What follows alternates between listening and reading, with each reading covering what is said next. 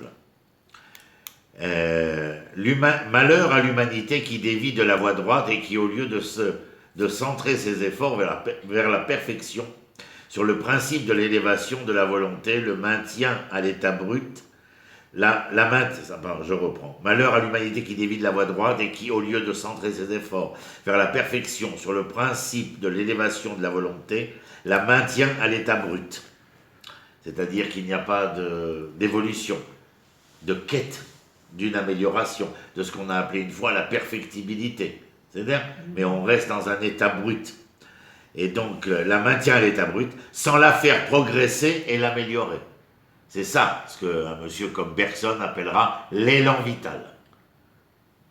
C'est-à-dire, ce qui vous fait respirer et que le cœur batte sans notre intervention, comme le système respiratoire, c'est-à-dire que dans le souffle divin, dans l'âme qui est insérée en nous, il y a une dimension de l'élan vital. Mais ça ne s'arrête pas là. L'élan vital est non seulement tout ou partie de l'âme, mais il est aussi tout ou partie de la nefesh. C'est qui te fait aspirer, à vouloir savoir, à vouloir connaître, à vouloir découvrir, à vouloir faire attention à ta santé, etc. etc. C'est l'élan vital. Et ça, c'est un modèle qu'on appelle bergsonien. Mais c'est sans but précis. C'est-à-dire c'est une perfectibilité, mais qui n'a pas un but précis. Alors, 2 secondes. 2 secondes. Malheur à elle si elle ne consacre son activité qu'à satisfaire les passions qui déferlent comme un torrent de soufre emporté par toutes sortes d'impulsions infernales. L'humanité dans son ensemble tomberait dans l'effrayant et abominable piège de la souillure de l'idolâtrie. C'est pour ça que je vous ai ramené ce passage, menant inévitablement à une terrible effusion de sang, ce qu'on attendit, Bedam, Inago. C'est-à-dire que foncièrement, malheur à elle, si elle ne consacre son activité qu'à satisfaire les passions qui déferment comme un torrent de soufre. Dans l'état brut, ce n'est pas vivre, c'est survivre. Je mange, je bois, je respire, je me marie, je fais des enfants, je vais au travail. Survivre. Si l'ensemble de ce que je viens de nommer n'a pas de sens, alors on risque tous les déviationnismes possibles. Parce qu'on est inertié par un mouvement de l'élan vital à l'état brut, mais là où l'élan vital aurait perdu de sa vitalité du sens qui est en lui. Et donc à ce moment-là, les risques sont importants. Si vous n'êtes pas capable de donner un sens à votre vie, les vies peuvent vous obliger, ou vous amener, ou vous proposer, ou vous inciter à prendre un sens. C'est-à-dire qu'on s'appuie sur le Nefesh Abahamit. Par exemple, entre la Nefesh Abahamit, si on n'est pas dans ce développement perpétuel d'affirmation pour rester dans le Tanya, la dualité entre la belle et la bête, si on n'est pas dans le perfectible de la belle, alors, et on reste à l'état brut sous une force inertiante, il y a beaucoup de chances pour que la bête puisse y trouver son terrain, absolument. Et par rapport à ce que tu viens de me dire, il y a dans les pirouchim qu'on a, répète ce que tu m'as demandé comme question. Non, parce que comme ça, je Bergson parle de l'élan vital, mais c'est une perfectibilité, disons, qui est génétique, propre à la création du monde. Alors voilà, la force mais sans le sens, sans un sens précis. Tu m'as remis les choses en tête maintenant. Et la force du Rav Kook, pour moi c'est le seul maître que j'étudie, j'ai eu des années dans lesquelles j'ai fouiné à droite à gauche, mais depuis ces 10 dernières années, c'est le maître, c'est Pachout, le seul, il est unique, il n'y en a pas d'autre. Pour l'instant, on n'en a pas vu germer un autre, capable de toucher à la dualité entre la dimension singulière, particulière de l'individu et la dimension collective et la théorie de l'ensemble.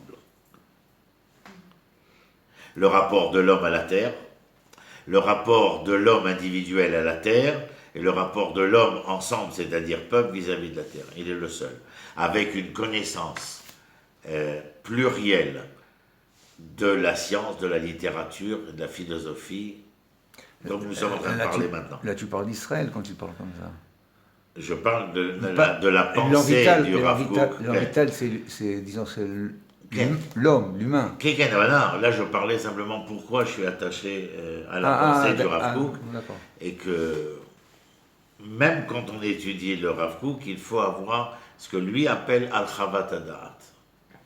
D'ailleurs, mon café s'appelle Da'at parce que c'est Al-Chavat Adaat. C'est l'ouverture de la pensée. Bref, lui il ramène Bergson et il ramène un autre par rapport à la question que tu as posée. Il ramène Schopenhauer. Schopenhauer, c'est la phénoménologie de l'esprit et celui qui entrevoit le monde comme n'ayant pas de finalité et que si jamais on voulait entrevoir un monde meilleur, il fallait qu'il se meure dans ses cendres pour pouvoir y renaître comme le phénix. Mais le Rav Kook parle de lui parce qu'il aime la volonté. Donc, lorsque tu expliques cela, consciemment, dans ce que nous avons étudié aujourd'hui et la semaine dernière et la semaine d'avant, ce qu'il manque aux enfants d'Israël, c'est une volonté probante, pure, de choisir le chemin identitaire auquel ils appartiennent. Nous avons vu que lorsque nous inercions et laissons l'état brut perdurer, alors la Nefesh Abamit est capable. Schopenhauer dit, et c'est la raison pour laquelle il le cite, il y a non seulement chez Bergson l'élan vital, mais chez Schopenhauer la volonté. C'est Féméode. La seule chose, c'est qu'il faut savoir qu'en français, comme en hébreu, mais en hébreu, il n'y a pas les trois mots. En français, ils existent. En hébreu, ratson, c'est ratz. C'est-à-dire que c'est dynamique, c'est un mouvement. Et ce mouvement, je le connais en langue française. Pourquoi ? Parce que lorsque je prends le mot volonté, en amont de volonté, j'ai la velléité. Et en aval de la volonté, j'ai la volition. La velléité, je te dis, tu choisis le bien ou le mal. C'est la velléité. Tu te trouves en situation où tu dois choisir là ou là. Ta volonté va venir te dire qu'il faut choisir. Il y a fait. Mais une fois que ta volonté, face à la velléité, va te dire quoi choisir, ce qui manque à Schopenhauer, c'est quoi ? L'aval, c'est-à-dire la volition. Ça veut dire quoi la volition ? Que la volonté, elle a une finalité. Et que dans la création auquel il adhère et par laquelle il voit cette dimension de l'élan vital à travers la volonté, eh bien, il ne voit pas de finalité. Il y a une volonté qui permet à l'homme de vivre. Ou alors, dans l'écrit un peu pessimiste, de survivre. Le troisième, c'est l'aval, comme l'aval ou bien l'abolition. Non, j'ai dit en aval, en amont et en aval. En aval. En aval, l'abolition. Donner son aval. Oui, non, j'ai dit en aval, pas pour ça. À droite, il y a ceci, à gauche, il y a cela. Voilà. Moi, j'ai compris aussi. Non. En amont, c'est avant. J'ai compris. La velléité avant la volonté. En aval, après la volonté, il y a l'abolition. Et chez Schopenhauer, il n'y a pas cette dimension-là. Alors, qu'est-ce que Schopenhauer, il tire tout ce qui... De sa tête à lui. De sa tête à lui. Il ne tire pas du bouddhisme. Non. Ah, ils ont, oui. Bon, ça, c'est une autre histoire. Oui, non, il y a beaucoup de... Mais écoute, c'est pas sûr. C'est pas certain, mais beaucoup ont été inspirés par ça aussi. Le paganisme, c'est-à-dire l'idolâtrie, une attitude qui consiste à confondre le sens de l'existence avec le présent et à accepter les conditions actuelles de l'existence comme définitives. C'est-à-dire qu'il n'y a pas de processus évolutionniste. C'est-à-dire qu'il n'y a pas un élan vital et une volonté de faire en sorte que cet élan vital ait un sens et une assise. Et donc pas d'idée de Metaken et Tarola. Voilà. Ah, donc c'est le monde d'aujourd'hui. Oui, même d'avant aussi, et accepter les conditions vitales. L'idolâtrie accorde ainsi une valeur positive à ce qui demeure non rédimé, incomplet et impur. Son influence se retrouve dans toute restriction du mouvement vital, arrêt du développement et finalement étouffement de la vie et glorification de la mort où il arrive. Lui, c'est ça. Parce que cette volonté n'aurait pas de volition, c'est-à-dire de finalité vers laquelle se diriger, c'est-à-dire qu'il y ait un sens à la création. Et donc dans ce sens-là, je serai celui qui subit la création et non pas celui qui participe à la création. Et en cela, les choses, elles sont merveilleuses. Bon, il y avait d'autres choses, mais ça, c'est des papiers pour les étudiants. Mais si vous avez entendu parler entre le bonheur et le plaisir, ça s'appelle ceux qui cherchent je vous en ai dit un mot il y a un instant, mais l'homme échané. L'hédonisme, le plaisir, on a toujours mis Épicure avec. Or, Épicure, c'est les pires clavos de Birlal Paz qu'on a. Pas du tout. Ce qu'on a dit sur Épicure, c'est faux, entièrement faux, archi faux. Il y a une période, quand on étudie Montaigne, où il est épicurien. On dit qu'il est épicurien. Oui, mais alors ça, la chrétienté, c'est à partir du moment où la chrétienté a mis son nez, elle a brûlé les écrits d'Épicure, elle nous a laissé la lettre à Hérodote, la lettre à je sais pas qui, la lettre à Ménacée, qui sont les lettres qu'on étudie et qui nous ont été préservées par les stoïciens. Et, bon, le Méchané. Et il y a ce qu'on appelle le démonisme. Et le démonisme, c'est la volonté du bonheur et pas du plaisir. Eudémonisme. Alors, ce sont ceux qui, par exemple, dans le livre de Gorgias, de Platon, alors il y a Chariclès, il dit qu'il faut qu'il prenne plaisir à tout. Et Socrate, qui est dans le livre de Platon, le maître de Platon, il vient et lui dit, si tu prends plaisir à tout, tu resteras dans le manque. Et donc ce ne sera jamais le bonheur. Pour qu'il y ait le bonheur, c'est que tu sois satisfait de ton présent. Vous voyez qu'est-ce qui est écrit ça. Et alors chez Épicure, tiens, puisque je l'ai ici, il dit Épicure ne prône pas la recherche du plaisir à tout prix, tout plaisir n'étant pas bon pour nous. Le bonheur réside ici dans l'absence de douleur, ce qu'on appelle l'ataraxie en philosophie, c'est-à-dire l'absence de douleur dans une sorte de non-souffrance. Et qu'est-ce qu'il dit Épicure? Et là on va se reconnaître tous dedans. Apprendre à se contenter de peu pour vivre heureux. Le vin, les mets raffinés, c'est du luxe, du superflu. Parce que tout cela ramène l'homme à l'animal, mais sur le fond, on ne voit pas comment trouver le bonheur si on en veut trop, toujours trop et du trop raffiné. Épicure. C'est parce qu'on a l'intérêt. C'est pas ce qu'on a appris. C'est exactement le... C'est pas ce qu'on a appris. Paradoxal. Et lui, c'était un rasé, il était mec comme un clou, il était malade, etc. Et tout ce qu'il dit, il faut du plaisir. Il ne dit pas qu'il faut du plaisir, mais pas le plaisir qu'on va hédoniste, on va le qualifier de cela, mais déjà à l'époque, à son époque à lui déjà, parce qu'il est trop moraliste. Et en vérité, ce qu'il dit, il faut le plaisir, mais tout plaisir doit être mesuré. Et il faut le plaisir qui nous est nécessaire et ne pas s'attacher au plaisir non nécessaire. Et il a un passage sur la mort aussi extraordinaire. Une autre fois, je vous raconterai comment le Rav Kook écrit sur la mort, et chez Épicure, le rapport avec la mort est aussi absolument intéressant. De savoir que la mort n'est pas si terrible que ça. Sauf ça, je peux vous le dire, mais bon.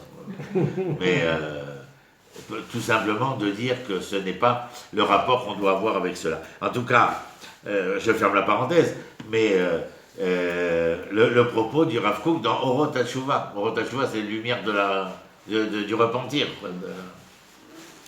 Alors il y a véritablement un rapport à l'idolâtrie qui nous amène ici à comprendre et à entendre combien de laisser les choses à l'état brut. C'est-à-dire de ne pas considérer la vie qui nous a été offerte comme étant dynamique, évolutive, etc., etc. C'est-à-dire qu'elle a un sens. Si elle est évolutive, si elle est dynamique, c'est qu'elle a un sens. Et ne pas vouloir lui donner le sens qui est le sien, tout simplement en laissant les choses à l'état brut, eh bien m'amène à être automatiquement à l'écoute, à l'entendement, à l'attirance d'autres cultures qui pourraient m'attirer pour une raison ou pour une autre. Pour des intérêts même la plupart du temps. Lorsque on a eu des noms qui n'étaient pas les nôtres, que nous avons adopté des attitudes, des vêtements, des fonctions qui n'étaient pas les nôtres, eh bien, c'est parce que nous avons voulu essayer de ressembler à. Mais pour ressembler à, il nous a fallu bien souvent oublier nous. Voilà, et maintenant que nous sommes de retour en Eretz Israël, il est bien évident que nous sommes confrontés à la même chose. Mais ça ne veut pas dire que nous devons rentrer dans une vie radicalement monastique. Bien entendu que non. Au contraire, la preuve, c'est d'être capable dans le présent pour que ce présent soit un véritable cadeau pour nous. Et pas un présent où, confronté au présent, nous sommes toute la journée en train d'être effrayés, apeurés, contrariés, et de vouloir nous cacher, nous soustraire, nous mettre de côté. Non. Pour que le présent soit un présent, il faudrait être capable de se mesurer au présent. Tout le monde t'a dit que de boire, c'est bien, mais tu ne peux pas boire du thé trop. Tu ne peux pas rester réveillé trop. Tu ne peux pas manger trop. Et le portable, il nous permet, vous avez vu, à combien de gens voient le cours sur Shmuel.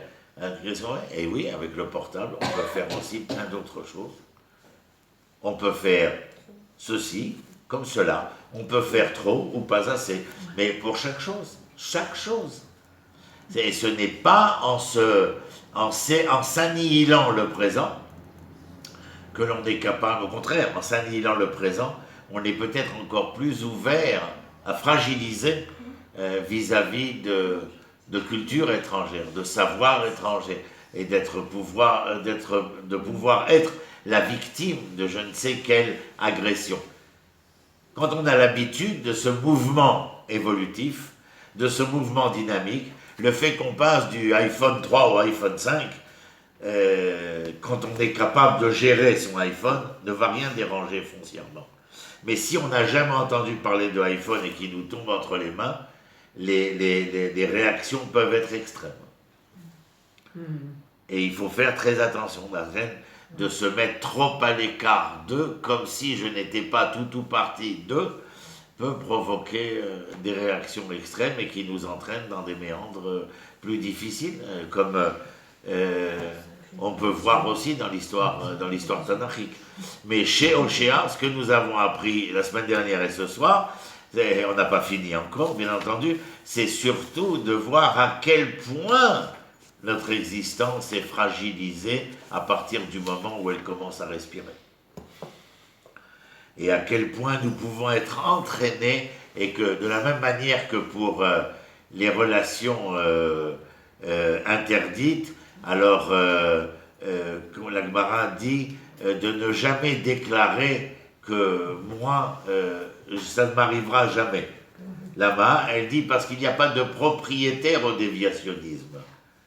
Ça veut dire que tout un chacun de nous est à même peut-être de faire un faux pas. Alors nous apprenons parce que nous voulons savoir, mais surtout parce que cette étude-là, elle est capable de nous mener, de nous entraîner vers ce savoir-là, afin que nous le réalisions pour nous-mêmes et que nous le transmettions à nos enfants. Toda Rabba.